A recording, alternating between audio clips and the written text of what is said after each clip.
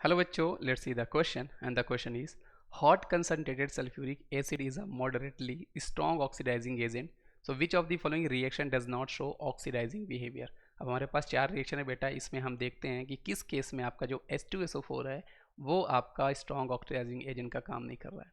तो चलो बेटा, जब यहाँ पर हम लोग देखेंगे, आप देखो यहाँ पर कॉपर जो है, कॉपर हमारे पास यहाँ पे 0 पे था, यहाँ पे हमारे पास कॉपर जो है उसका ऑक्सीडेशन नंबर +2 हो गया है।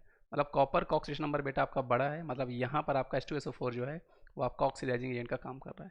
ऑप्शन बी की बात करते हैं बेटा, तो सल्फर यहाँ पर आपका एलिमेंटल स्टेट में है तो ये आपका 0 है।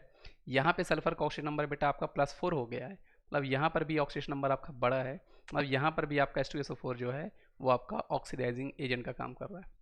ऐसे ही हम ऑप्शन नंबर सी की बात करते हैं बेटा, तो यहाँ पे जो आपका कार्बन है वो आपका CO2 में कन्वर्ट हो रहा है, मतलब ऑक्सीजन नंबर आपका +4 हो गया है।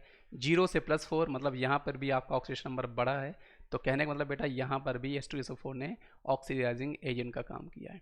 अगर हम ऑप्शन नंबर डी की बात करते हैं बेटा, तो यहाँ पे जो कैल्शियम था वो यहाँ पे कैल्शियम आपका +2 है, यहाँ पे भी कैल्शियम आपका +2 है।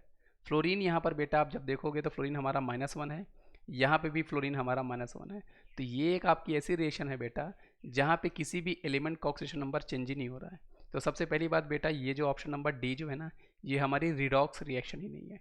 This is not your redox reaction. और अगर आपकी बेटा ये रिडॉक्स रिएक्शन नहीं है तो यहाँ पे आपको ऑक्सीडाइजिंग बिहेवियर H2SO4 का नहीं मिलने वाला, और यही इस क्वेश्चन का हमारे पास सही जवाब हो जाएगा, क्योंकि H2SO4 ने यहाँ पर बेटा कैल्शियम का और फ्लोरीन का दोनों के ऑक्सीजन नंबर पे कोई चेंज नहीं किया है ना। तो आई होप आपको ये कॉन्सेप्ट समझ में आएगा बेटा।